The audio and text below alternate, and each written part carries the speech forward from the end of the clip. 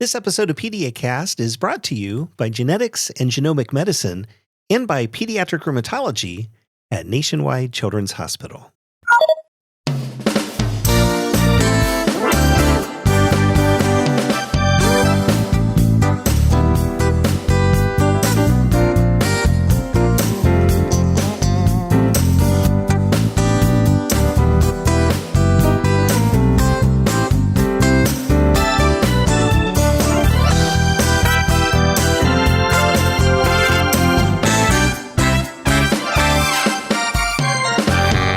Hello, everyone, and welcome once again to PediaCast.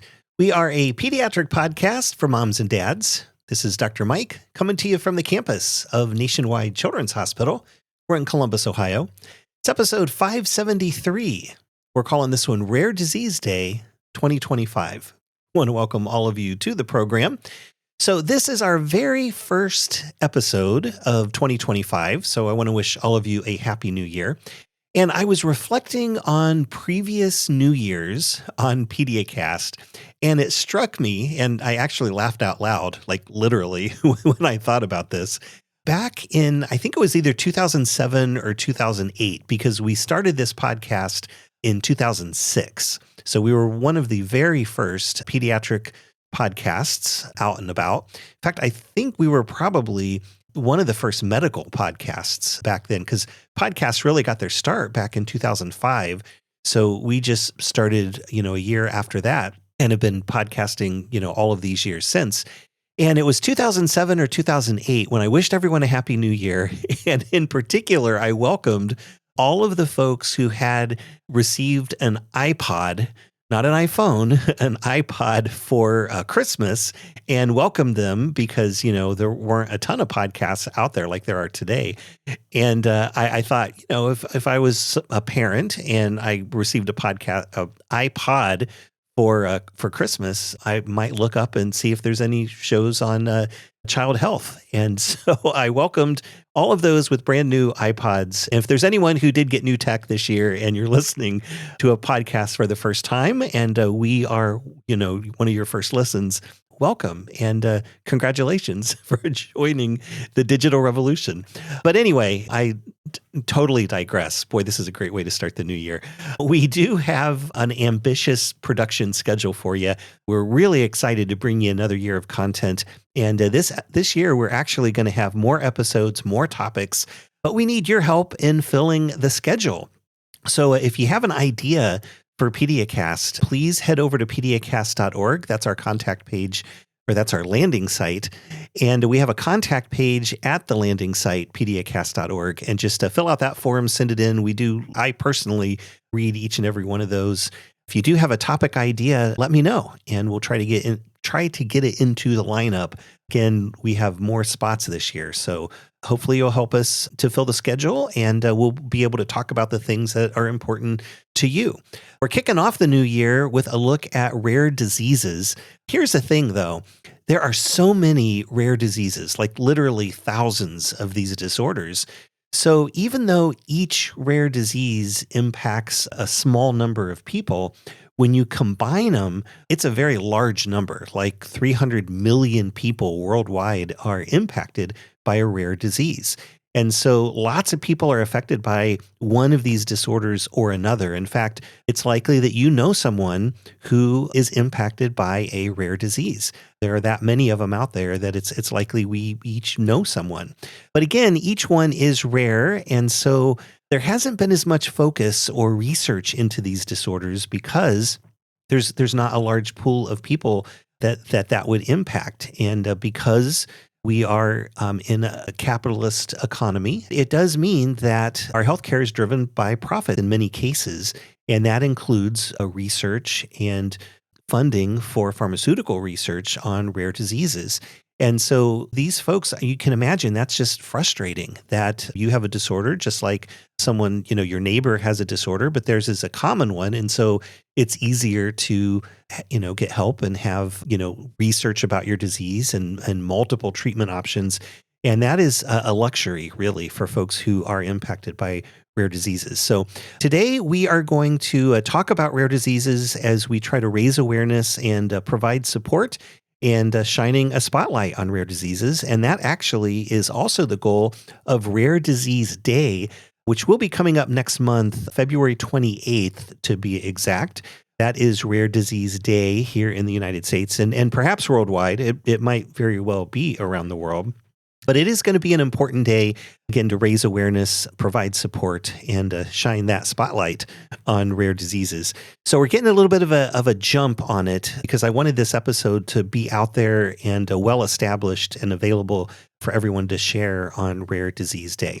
So we have lofty goals, but we do have two really terrific guests joining us this week as we strive to make that difference. Dr. Beth Kozel, she is a geneticist at Nationwide Children's Hospital with the Division of Genetics and Genomic Medicine. And Dr. Vidya Sivaraman, she is a pediatric rheumatologist, also from Nationwide Children's. Don't forget the information presented in our podcast is for general educational purposes only. We do not diagnose medical conditions or formulate treatment plans for specific individuals. If you are concerned about your child's health, be sure to call your healthcare provider. Also, your use of this audio program is subject to the PediaCast Terms of Use Agreement, which you can find at PediaCast.org. So let's take a quick break. We'll get our expert guests settled into the studio, and then we will be back to talk about rare diseases. It's coming up right after this.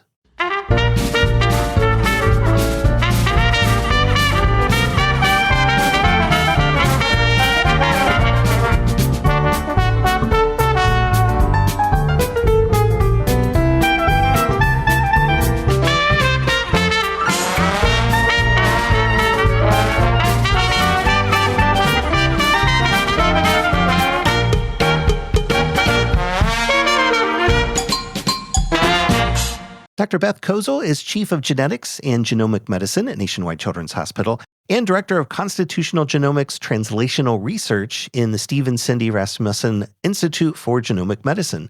She's also a professor of pediatrics at The Ohio State University College of Medicine. Dr. Vidya Sivaraman is a pediatric rheumatologist at Nationwide Children's. She serves as Director of Quality Improvement in Rheumatology at our hospital, and she is an Associate Professor of Pediatrics at Ohio State. Both have a passion for raising awareness and supporting children and families impacted by rare diseases. That is what they're here to talk about, rare diseases and Rare Disease Day, which is coming up on February 28th of this year. But first, let's offer a warm welcome to our guests, Dr. Beth Kozel and Dr. Vidya Sivaraman. Thank you both for visiting us today. Good morning. Thanks for having us. Good morning. Thank you so much for having us on the podcast. Yeah, we really appreciate both of you stopping by today. So let's start with you, Beth. What do we mean by the term rare disease? It's a great question. So interestingly, the sort of definition medically of what a rare disease is depends on where you are. In the U.S., we defined a rare disease as a condition that affects fewer than 200,000 people in the United States. So if you take the whole population of the U.S., there has to be less than 200,000 people affected by the condition. That means when you sort of take those things individually, it can be small numbers in terms of people with a particular rare disease. But when you think about all the rare conditions together, that's actually pretty common. So that actually ends up being 60 in every 100,000 people in the U.S. have one form or another of a rare disease. So that's one of the things that we're thinking about in rare disease is that individually these things are rare, but together we're quite common. And, part of the things we're interested in are sort of celebrating that uniqueness. Yeah. So each individual rare disease is rare and not very many people are affected. However, if you are one of those people, then that means the world.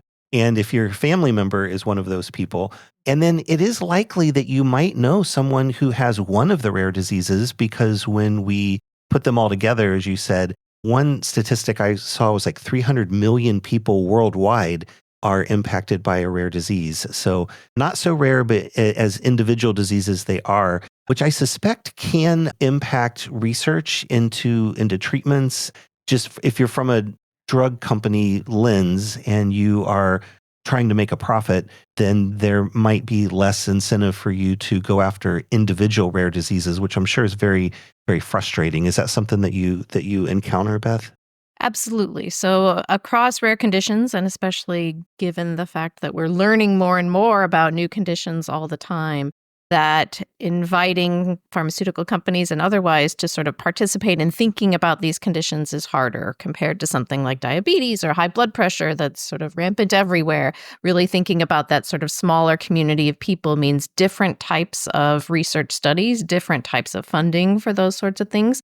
And because they're sort of outside the norm of what a lot of companies do and sort of where they want to put their efforts, we've really had to sort of work with companies and organizations to help raise awareness that tackling these sorts of things is good for people and is a worthy investment. Yes, absolutely. It seems that the number of rare diseases that we have defined is growing by the year. And so if we look at compared to maybe a decade ago, there's a lot more rare diseases that we have identified. Why is that? Why are they increasing? No, I would definitely agree with you. And my colleagues and I are definitely feeling that in terms of our busyness. But yes, I think that the number of conditions, at least in terms of our ability to define them clinically, meaning that we could see a person in a clinic and say, they have these unusual features. That part hasn't really changed too much, but our ability to say, oh, I know what causes these features in terms of are there gene changes that are responsible for that has changed dramatically. So we think that we have around 20,000 genes total. And as a medical community, we have sort of solved around 7,000 of those, which means we've come a long way. We still have a long way to go. But because of the sort of new technologies that we're able to use in genetics and genomics right now, we're getting further and further in being able to say, okay, this set of medical problems seems to be due to a change in this gene. And having that information allows us to do exactly what you just talked about in terms of trying to even begin to think about targeting therapies and other things toward that, because if we don't know what causes it, it's really hard to fix it. But now that we're putting names to that with that growth, we're able to do a lot more. Yeah. So they're not necessarily new diseases. They've probably been around for a very long time. And we just now have a name for those diseases, which I'm sure is very helpful for families because it's frustrating when you know something is going on, but you can't quite put your finger on it.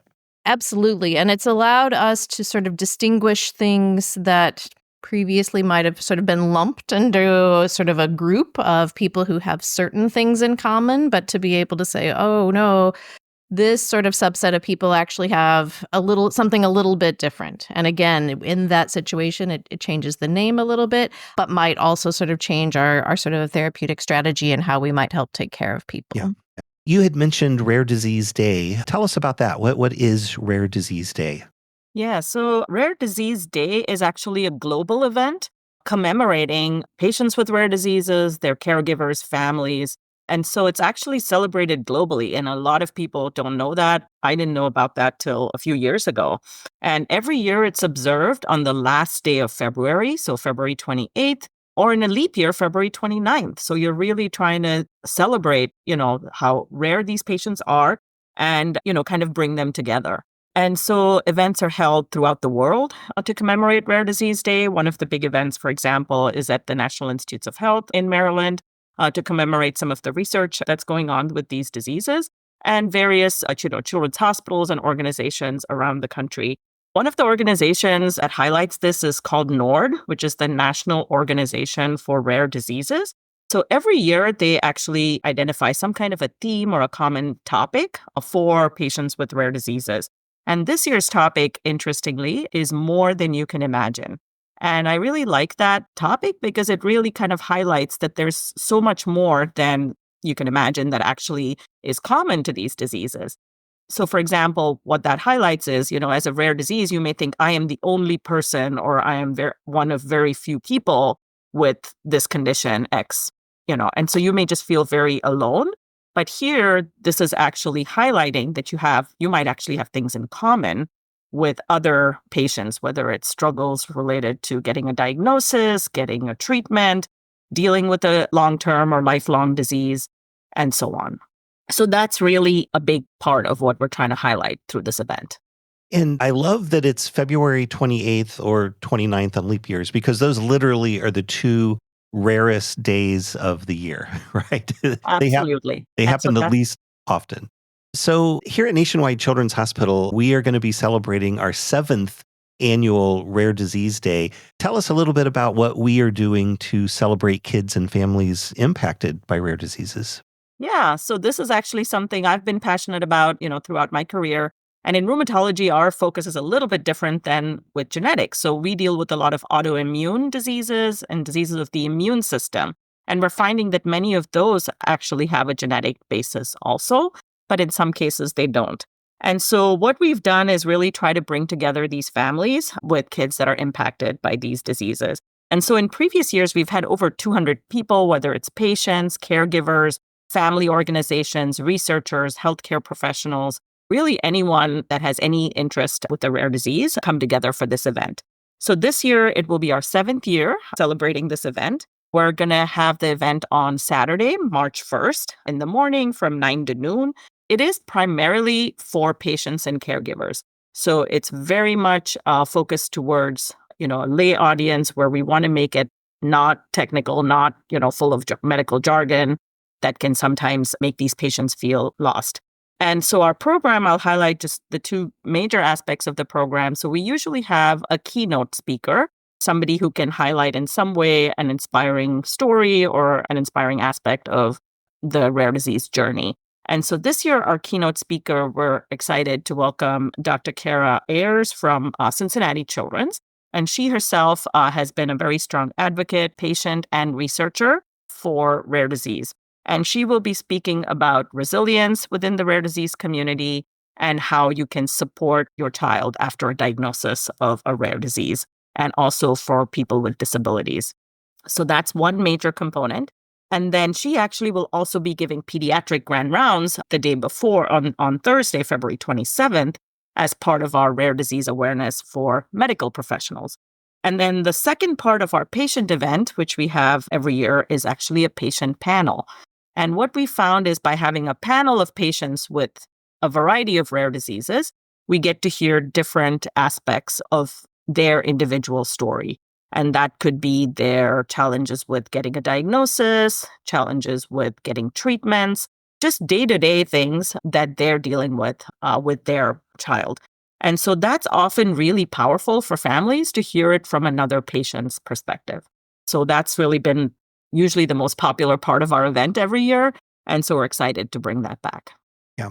And I can tell you're excited about Rare Disease Day, and I think it's an important thing. Can you kind of walk listeners through why this is just such an important and exciting thing?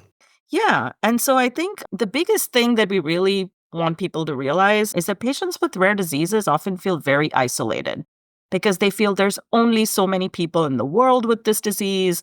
Nobody's going to study more about it. I'm never going to have an answer. I'm never going to have a treatment. And as you alluded to earlier about, drug companies, for example, finding treatments. So one important statistic is that over 95% of rare diseases do not have an FDA-approved treatment. So they're really very much isolated in the sense of, trying to get a treatment. The other part is their diagnostic journey. So it's been mentioned that some patients on average can take over 7 years to get a diagnosis. They may see 12 to 14 medical professionals before they get a diagnosis. And so they often feel like this is kind of a never-ending process to try to get, some kind of answers. And so what we're trying to do as part of this event is really to help these patients and caregivers to find some of that common ground and be able to kind of interact with each other and find some kind of support. One example for that would be a patient with a recent or new diagnosis of a rare disease. They can often connect with somebody who may be older or further along in that journey and really help get that support, which can be very valuable at that time.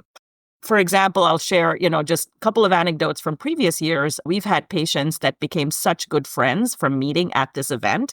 We have 2 boys, for example, that will go to each other's birthday parties. They go to summer camps together.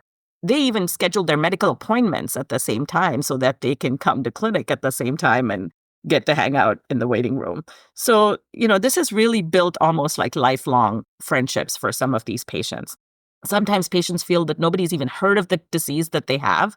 And so to actually be at an event and sitting next to another kid who has not only heard of it, but actually has the same condition can be just powerful for these families. The other thing I highlight is that caregivers can actually gain a lot from attending this event. Caregivers feel that same sense of isolation and that, sense of burden, which can sometimes be very overwhelming and take a huge toll for the parent and even siblings. And so to address that issue, we've actually included topics like mental health, transition to adult care are some examples of topics we've used in the past to really highlight what we can offer. And not only in terms of celebrating each other and the families, we're also going to be highlighting some specific services at Nationwide Children's Hospital during this year's celebration. And I just wanted to just talk a little bit about each one of these. The first one is Prader-Willi. Dr. Beth, can you explain what that is? Yes, thank you. I'm happy to. I think it's important to note that almost all of the specialties we have here at Nationwide Children see people with rare conditions. And it would be impossible for us to sort of highlight all of the exciting things going on here for that. So yes, we wanted to start this year with sort of putting a focus on some of the really cool and exciting things going on in some of our clinics. And Prader-Willi Clinic is one of the clinics that we're excited to talk about. So if you've never heard about Prader-Willi syndrome, it is a rare genetic condition that children with this condition are often have low tone when they're born. So that means they have a hard time sort of holding their head up. They have poor appetite. They don't feed well.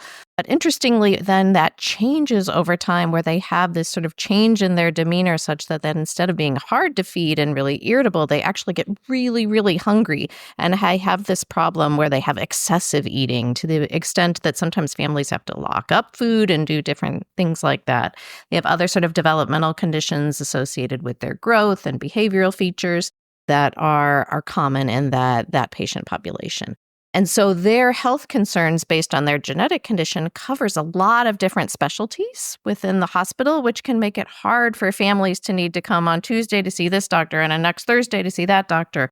And so what the hospital has done is created a unifying clinic in which we actually bring all the doctors together in the same place so that families who are affected by Prader-Willi can bring in their family member to be seen by everybody at once. And that we call an interdisciplinary clinic. And it means that the family's together on a team with a set of doctors. So in this case, that type of clinic involves endocrinology, which is hormone doctors, the genetic doctors who help with both the genetic diagnosis and sort of the what to expect from this rare condition standpoint, the neurologists, the sleep doctors, psychologists, and people that are engaged in nutrition and sort of the feeding aspects of the condition, as well as social work to sort of tie together all of the resources that are needed from a support standpoint. In addition, it brings in people who've really spent a lot of time reading and growing and being educated, and in fact, the world's educators in some cases on this condition. One of the things that's really cool about this condition, about this clinic, besides its sort of interdisciplinary practice, is that like that thing that we talked about, 95% of rare diseases don't have treatments, is that they actually are starting to have treatments. And so they are actually in the process of running several phase 3 studies for some of the health aspects of Prader-Willi, most of which are associated with the sort of overfeeding part of the later part of the condition that causes a lot of health concerns for people as time goes on. But that means that those patients that are involved in that clinic are able to be at that cutting edge in terms of trying these medications before, they go mainstream, that people get the opportunity to sort of be engaged in that. Yeah. And another one that we'll be highlighting is metabolic bone disease. Tell us about that one. Yeah, so this clinic is, as opposed to Prader-Willi, which is based on a single specific condition, this one actually takes into account a group of patients that have a range of conditions affecting how the bones grow in terms of how they develop to begin with, and then what we call sort of metabolism, which is how our body sort of moves bone product around over time. They see over 250 new patients per year in terms of the different diagnoses that they see, most of which are children, but we follow some of those folks later on and take care of them for the range of those conditions. Same sort of thing from Prader-Willi in the sense that there are multiple doctors of different specialties that come together to take care of these folks. So genetics is involved largely at the diagnostic standpoint. And then folks that are within the nephrology, the kidney actually is involved in a lot of the way we move calcium around in our body, and other folks associated with those conditions. Some of the conditions that they take care of in that clinic involve a condition called osteogenesis imperfecta, which is a gene change that happens where the bones are excessively brittle and can break. And then there are other conditions that are associated with how bones grow and their actual structure. Interestingly, like the Prader-Willi case, we're actually starting to see some new therapies come online for those sorts of things as well. And so while not every family may decide that those medicines are for them in terms of what they'd like to engage in terms of the growth and metabolism of their bones, the exciting thing is that there are now options. And so having doctors that are there that can sort of help talk people through the pluses and minuses for, getting on these therapies, what that would mean to them, what the possible positives are, where the challenges might be, and how that might affect where their life goals are is a really important of that sort of whole person care. Yeah. As you're going through this, Prader-Willi and osteogenesis imperfecta are things that I think some more folks have heard of those than some of the other ones. And I think that's also an indication that even before modern genomics, we recognized patterns. And so maybe we didn't know exactly what caused these things, but we could start putting those patterns together. And so Prader-Willi and osteogenesis imperfecta are things that have been around a lot longer than some of the newer ones. Another one that I've heard of before, so I'm not being a geneticist or a rare disease expert, let you know it's probably been around for a while, and that is scleroderma. And then also a CRMO, which stands for chronic recurrent multifocal osteomyelitis, which is a mouthful. So CRMO is what that is called. Dr. Vidya, tell us more about those things.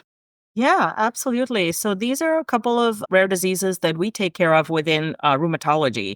So these are more on the autoimmune side of things and may not always have a genetic basis for these. So scleroderma, basically the term itself means tight skin. And so this is a condition where there's an autoimmune issue where there's skin tightening that can happen. And the same kind of tightening can happen even within internal organs, which can be pretty scary. So there is a localized form where it mainly causes tightening within the skin, the joints, so just underlying structures. It can also happen on the head and the face. And so as you can imagine, that can be disfiguring. In kids, it can affect their growth. So that can be a huge issue if it goes untreated.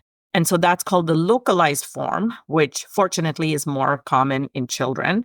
But there's an even more serious form called systemic scleroderma, where they actually have more internal organ involvement. And fortunately, that's less common in kids, but still something to recognize and treat. So as we alluded to with other conditions, these patients often go 12 to 14 months on average before getting a diagnosis. So if you can imagine for a child's growth and development, that can be a huge amount of time if there's a delay in diagnosis. And so that's one of the reasons we really highlight for basically all providers, even primary care providers, to be aware of these conditions because you want to make sure you recognize them early and get them to appropriate therapy.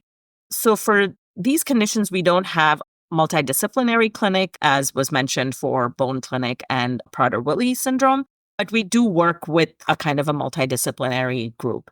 So for example, with scleroderma, we work closely with our lung doctors because when they have the systemic form, they can have involvement of the lungs, the heart, and even the kidneys. So we do work closely with our pulmonologists or lung specialists. And then we also partner with dermatology because a lot of them present with skin issues early on. We also work with specialty pharmacy, psychology, and social work to really ensure best outcomes for these patients. And then with scleroderma, fortunately, there is a multidisciplinary scleroderma specialty clinic at The Ohio State University.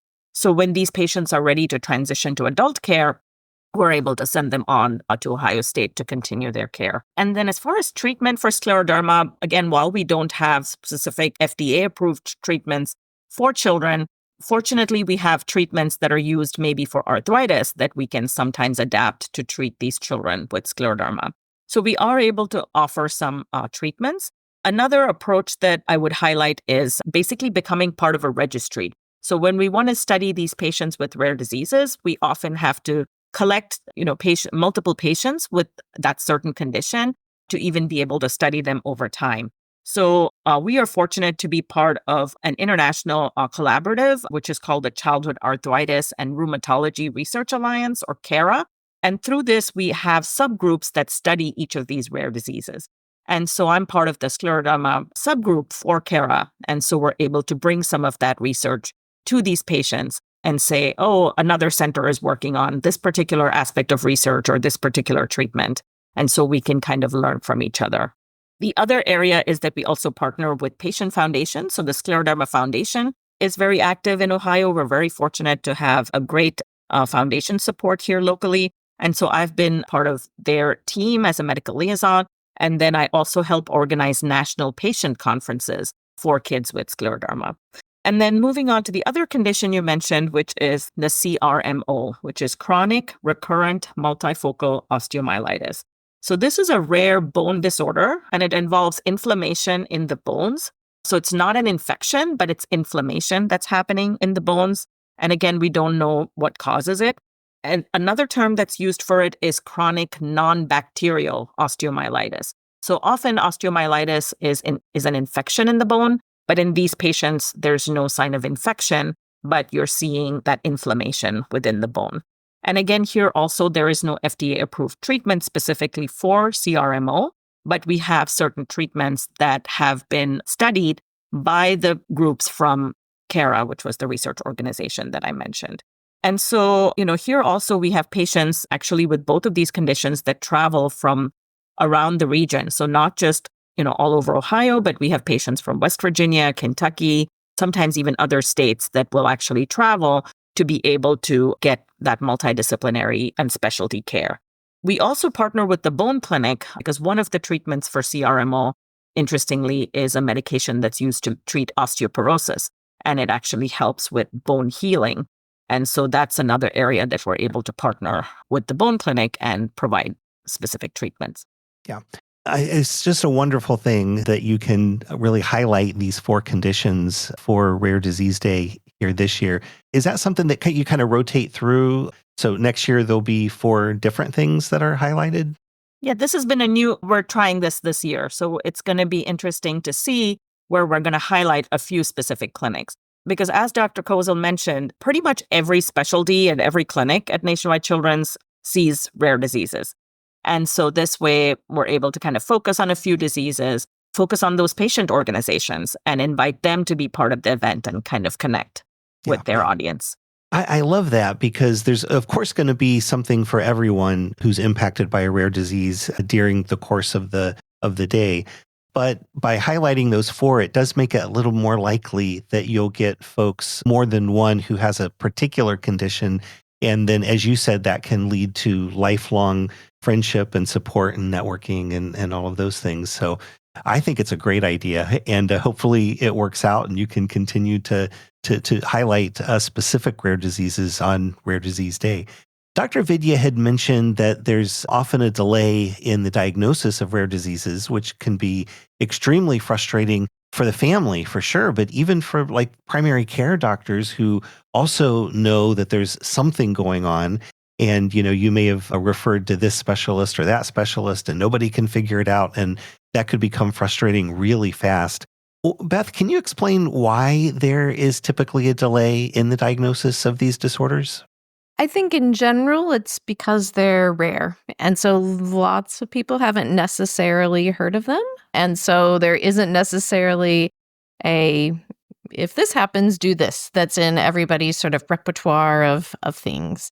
I think that the other piece is that it's changing rapidly. Like we were saying, so many of these conditions didn't exist as a sort of known entity 3 months ago, 1 year ago, and sort of the ability to sort of keep up with that with the global speed at which we're working can be difficult.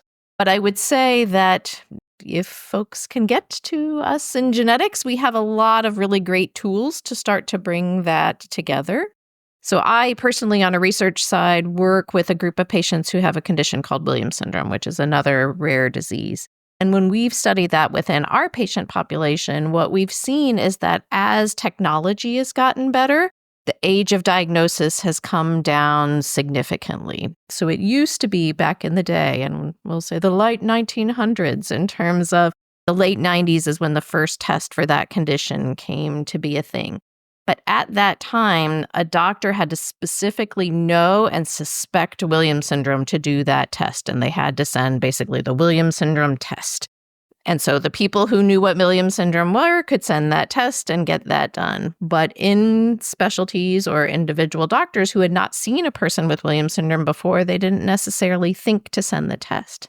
But now what we have are broader genetic tests that sort of cover the whole genome at the same time. And so that means that we can send sort of a universal test that covers hundreds and thousands of conditions simultaneously. And with that, if a child goes into their doctor and they say, something isn't right here, I'm suspicious that there's something genetic going on, even if they don't necessarily at that moment know what the answer is, they can still send that test. And with the information and the data that comes back from that, we can start to put those pieces together where we say, oh, there's a gene change here in this gene, and that tends to go along with people who have these types of symptoms, and that's a match. And so that sort of advance in the technology is allowing us to do many more of these things simultaneously. And so like in our condition, in Williams syndrome, like I said, back in the days, the average diagnosis was, 6, 7, and now we're down to under 1 year with that diagnosis. So people having that information sooner, able to sort of plan and sort of chart a course for their family member at an earlier period of time, largely due to these sort of improvements in our technology. Yeah. When a family maybe reaches out to their doctor and lets them know, we're really concerned about this. And then you talked about a universal test that could be ordered that's looking at the entire genome, to find what specific matches there might be. That sounds expensive. And I'm wondering, is that something that insurance companies generally pay for? Or is there a financial burden on families who are struggling to figure out what's going on with their kiddo? Oh, it's a really good question, and it is a largely moving target. I will say, in general, the sort of price of these technologies as they become more common is coming down. I will also say the number of sort of research studies that have shown these sort of broad tests are the way to go in terms of making diagnoses, and putting more and more of those studies into the literature is causing insurance companies to understand that supporting these diagnostic tests sooner leads to better care of the people sort of under their umbrella. And so we're actually seeing some uptick in the willingness of insurance companies to support us in doing those tests. So yes, in terms of what it is something that we're needing to do what we usually call sort of pre-authorization, where we go to the insurance company and say, hey, this is what we have going on. Would you be willing to pay for that, and jump through some paperwork hurdles in terms of the back and forth with those things. There are additional supports outside of that for many of our patients that even if the insurance company says no, that we have some types of resources that we can get to support that. But we are very much doing sort of a back and forth with patients and helping them understand what that would mean in terms of a financial burden for them. So in general, we don't go ahead and send the test until everyone agrees that this is sort of doable for that individual and their family based on the math of their personal insurance and the things that affect them. But it isn't always a 24-hour process. It's something that we have to work through a little bit, but we're getting better and better at that. And like I said, the data is getting better and better such that we're starting to see sort of much better uptick for incorporation of that testing. Yeah, that's encouraging. I'm sure we have a long way to go, but at least, folks recognize the issue and are working it. If primary care physicians have difficulty, in terms of what to order, how to get it pre-authorized, is that something that they can contact the genetics center, or how do primary care docs figure out what path to take? No, that's a great question. And I would say, I'm actually new to Nationwide. So I started here early last year, and we're putting a lot of changes together in our division so that we can help support people with rare diseases better. One of the things that we're doing is really bringing a lot of those diagnostic tests to the hospital and getting those diagnoses sooner, so that hopefully even by the time a new baby makes it out of the hospital to their pediatrician, they actually come with that information in hand. And so, sort of bringing that to the very beginning stages, we think will help, especially in a lot of our kids who sort of end up in the hospital as part of their, journey into life. Then on the sort of outside side, genetic testing as it relates to sort of whole genome probably should really only be done in collaboration with a genetics professional. There's, a lot to be understood as it comes to understanding one's whole genome. And so that sort of partnership with folks that sort of think about those challenges every day can be really helpful. So we in genetics work with, a team that helps us with those pre-authorizations and the sort of paperwork parts of things, but also works with sort of genetic counseling with the families to talk to them about what they might learn from this test. So there's a significant part of education that actually goes into genetic testing that we call sort of pre-test counseling, where we talk through what the technology can do, what it can't do, what it would mean if you had a positive test, what it would mean if you had a negative test, and really make sure that people are entering into that type of testing with their eyes open in terms of the types of things that you can find from it. And so our goal would be, that families who have a concern that their child may have a rare condition start with their pediatrician, because not everything turns out to be rare, and sometimes there's stuff that can be done in primary care that will help. Sometimes we actually need folks to see some of those specialists beforehand, and we talk about that to some degree as sort of a delay, but it's actually in some cases a necessary delay, because the way genetic testing works is that we take this piece of DNA that comes from your blood or saliva, and we basically, if you think about it as a shelf of encyclopedias worth of books, we read every single letter in that shelf of books and look for typos. And you can imagine across that entire thing, there's going to be a lot of typos, a lot of gene changes that are just part of the general variability between me and you. And what we have to sort out is which ones of those sort of typos or misspellings is associated with their condition.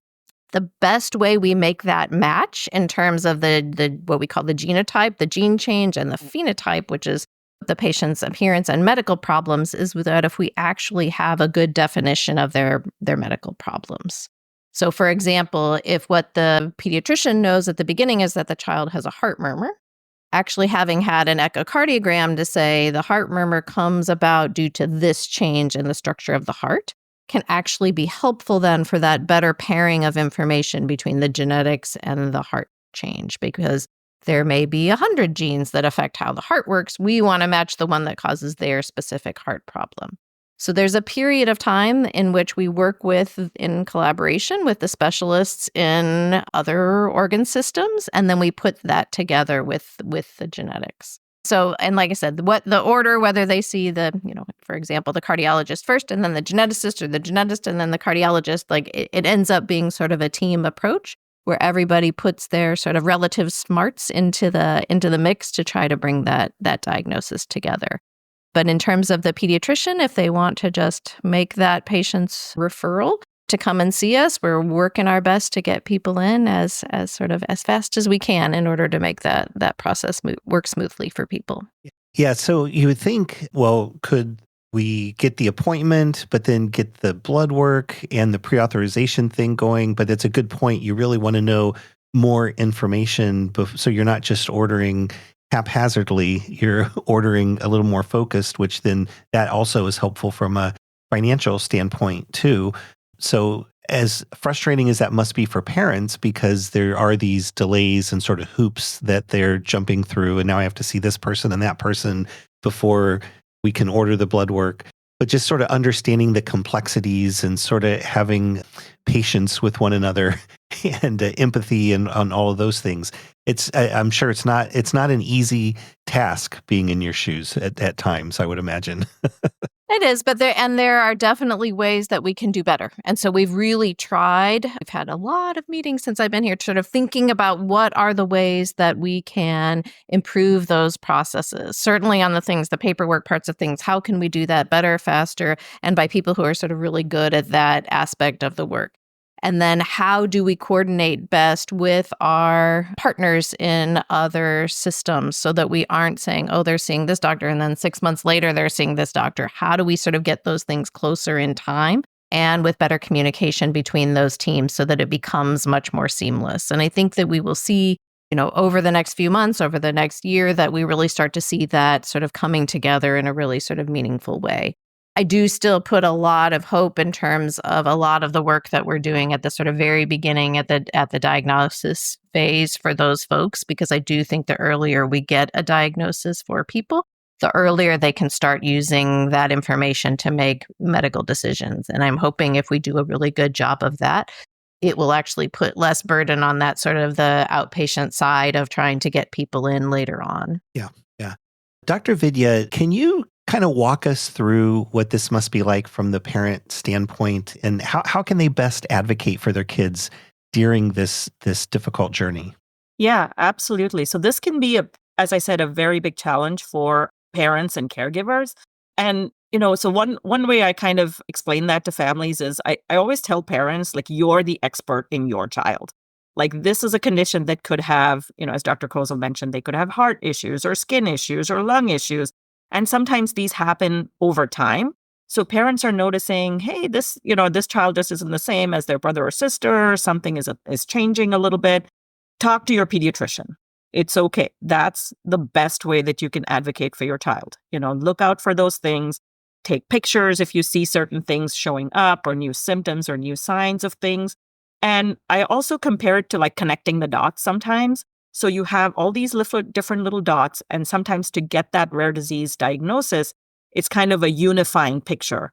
And while you might see the heart doctor and they tell you what the heart defect is, they may not be able to tell you if there's other organ systems affected. So as a parent, the biggest thing you can do is kind of just monitor, those symptoms. As I said, it can be pretty long and stressful.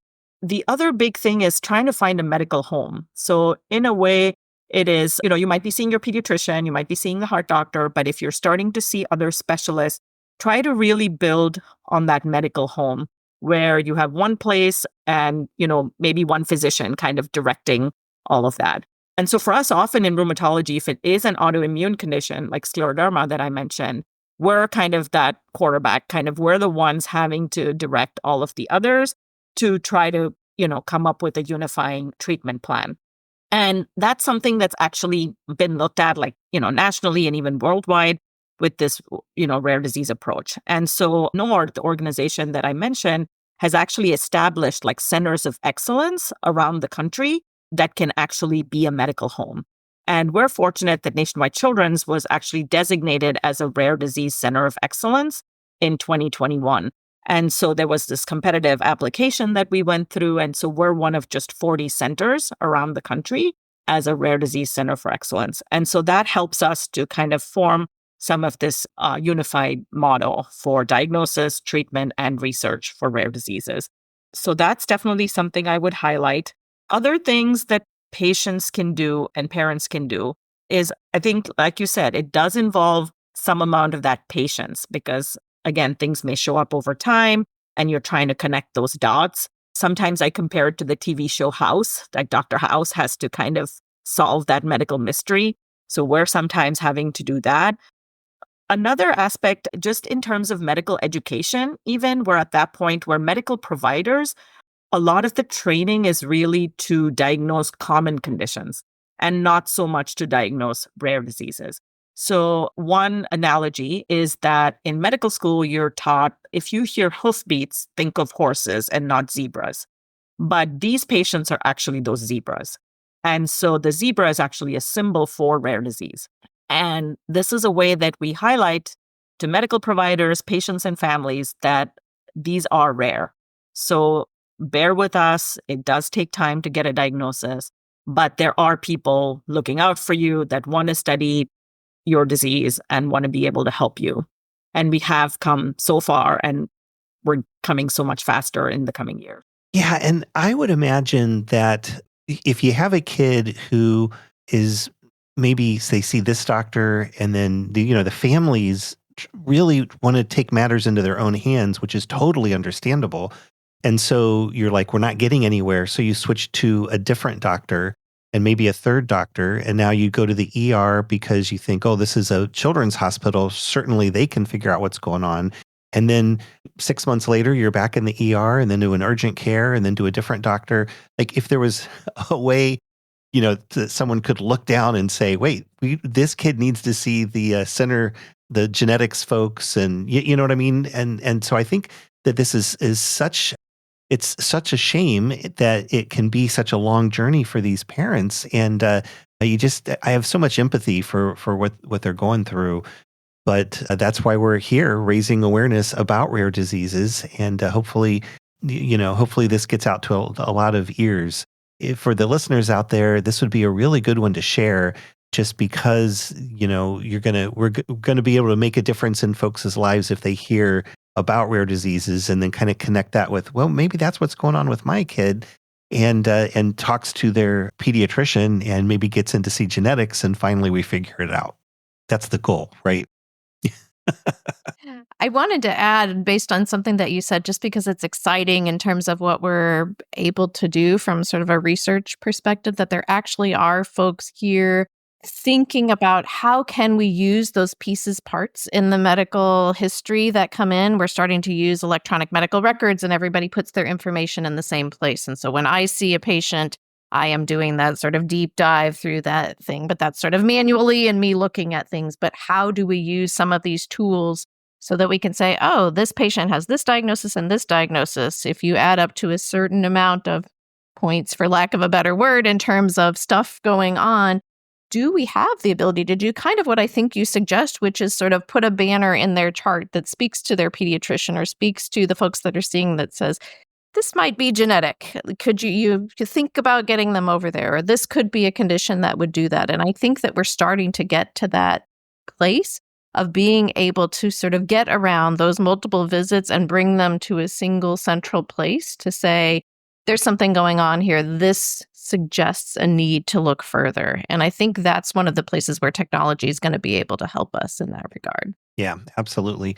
And AI sounds like it would be a good candidate for for something like that. That would be incredible, really. If you had an AI in the background of your electronic medical record and it pops up like, hey, have you thought about this? And maybe you have and you've ruled it out. And doesn't necessarily mean that that's what's happening, but it just at least broadens your differential diagnosis a little bit, which can be tough when you're a busy pediatrician and trying to see, get through your day of seeing so many kids. And in a perfect world, you'd be able to spend as much time as you needed thinking about each child. But that can become difficult when you're inundated with other kids that you're trying to see. So we don't have a perfect system, but at least we have smart people working to make it better. And that's an important thing for sure. Vidya, what are some things that we can all do to raise awareness about rare diseases and support affected families? We have a lot of listeners out there who perhaps you are not impacted by someone with a rare disease. Maybe you're hearing about this for the first time. What can we all do to improve the lives of those who are impacted by rare diseases? Yeah, so I think the biggest message I have is that rare is everywhere. Like we think of it as being something that's rare, but when you put them together, it's really everywhere. And I think many of your listeners would have either a family member or a friend or somebody they know, an acquaintance that's impacted by a rare disease. And there's different ways that you can participate. So again, like I mentioned, the website for NORD, which is the National Organization for Rare Disease, they have all kinds of fun things that you can do. And so basically showing your colors. And they have all these neon colors that kind of come together as a symbol of rare disease. And so it can be anything, that people want to do. They can participate in any way they want by just showing their colors. The zebra, like I said, is another logo. So just kind of showing that awareness. We actually light up at Nationwide Children's. We have these light sticks around the corner of the hospital campus, and they're all lit up in those neon colors during the week of Rare Disease Day. And so that's another way that we kind of highlight the importance of rare diseases.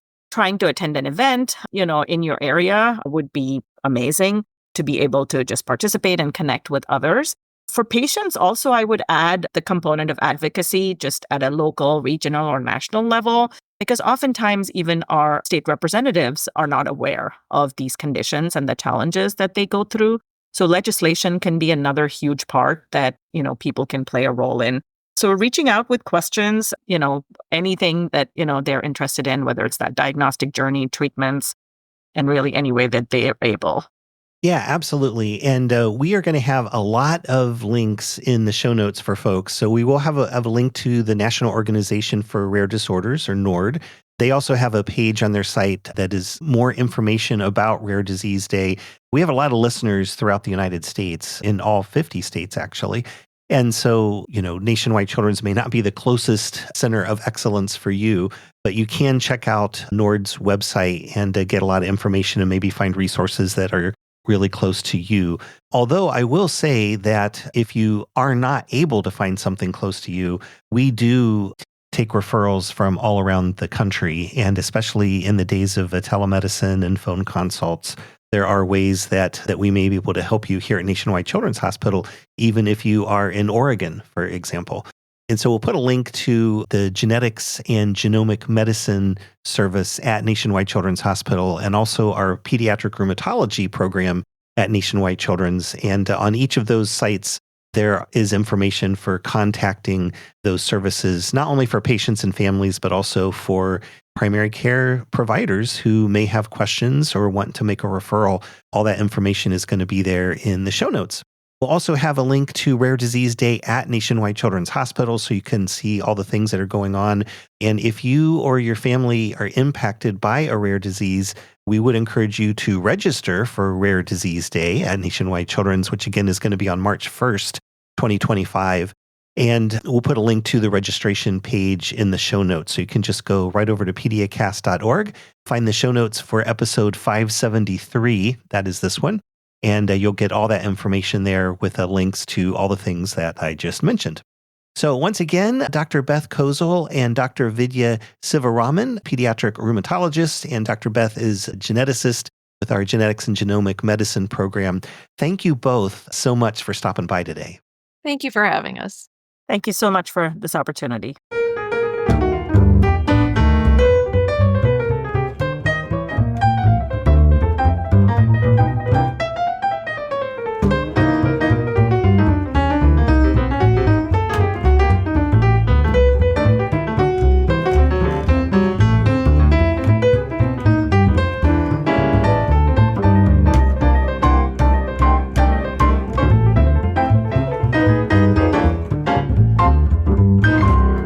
We are back with just enough time to say thanks once again to all of you for taking time out of your day and making PediaCast a part of it. Really do appreciate that. Also, thanks a lot to our guests this week, Dr. Beth Kozel and Dr. Vidya Sivaraman, both with Nationwide Children's Hospital. Don't forget, you can find us wherever podcasts are found. We're in the Apple and Google podcast apps, iHeartRadio, Spotify, SoundCloud, Amazon Music, YouTube, and most other podcast apps for iOS and Android. Our landing site is PediaCast.org. You'll find our entire archive of past programs there. Show notes for each of the episodes, our terms of use agreement, and the handy contact page if you would like to suggest a future topic for the program. And again, we do have more spots open up for 2025. So we're going to need your help filling those spots.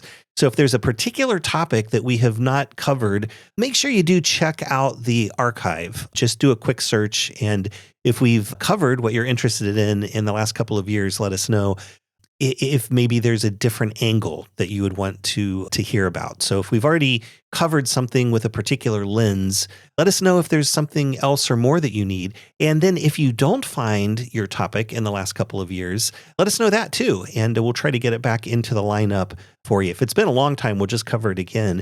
If it's not been that long ago, we may try to find a little bit of a different take or lens to examine whatever it is that you are interested in. But whatever that is, just reach out to us at the contact page over at PediaCast.org. Reviews are also helpful wherever you get your podcasts. We always appreciate when you share your thoughts about the show. And those reviews, the number of reviews that you get, and of course the quality of those reviews, really are part of the algorithm for the podcast platforms that disseminate the podcasts. Those really do use reviews as a reason to sort of give a thumbs up or a thumbs down on particular podcasts. So we'd appreciate your help there. We're also on social media. We love connecting with you there. We're on Facebook, Instagram, Threads, LinkedIn, and X. Simply search for PediaCast.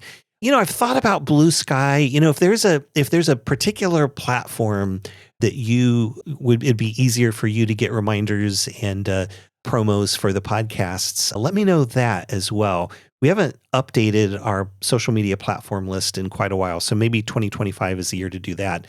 So if there's a place where you are and we are not, please do let me know. Also, we have a couple of other podcasts I want to tell you about. PediaCast CME, of course, that is similar to this program, but we do turn the science up a couple notches and offer free Category 1 continuing medical education credit for those who listen. And that includes physicians, nurse practitioners, physician assistants, nurses, pharmacists, psychologists, social workers, and dentists. And it's because Nationwide Children's is jointly accredited by all of those professional organizations. That's how we're able to offer these credits. And they're likely the exact credits you need to fulfill your state's continuing medical education requirements, again, because they are Category 1 credits.